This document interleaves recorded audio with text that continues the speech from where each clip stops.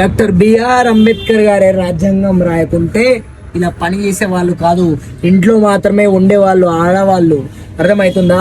ఈరోజు doctor BR Ambedkar గారు మన కోసం రాసి రాజ్యాంగం రాయడం వలన ఈరోజు రాజ్యాంగంలో ప్రతి ఒక్కడు ప్రశాంతంగా బ్రతుకుతున్నాడు. కత్తి పట్టుకొని మనుషులను చంపి రాయలే, పెన్ను పట్టుకొని ఈరోజు జీవితాలని, ఎంతో మంది జీవితాలను ప్రతి ఒక్కరు తలుచుకోవాలి. ఈరోజు ఆడామె బయట వచ్చి మాట్లాడగలుగుతుందంటే దానికి కారణం డాక్టర్ బిఆర్ అంబేద్కర్ గారు. ఈ రోజు ఒక దళితుడు పని చేసుకొని బ్రతకగలుగుతున్నాడంటే దానికి కారణం బిఆర్ అంబేద్కర్ గారు. ఈ రోజు ఒక గవర్నమెంట్ జాబ్ లో నువ్వు ఉంటున్నావు అంటే దానికి కారణం డాక్టర్ బిఆర్ అంబేద్కర్ గారు.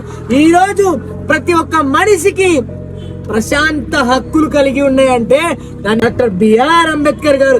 ఈ రోజు నువ్వు అన్యాయంగా బ్రతకకుండా, రోజు ప్రజలకి అన్యాయం జరగకుండా గవర్నమెంట్ అనే రాజ్యాంగం ఉంది కాబట్టే ఈ రోజు నువ్వు ప్రశాంతంగా బ్రతకగలుగుతున్నావు.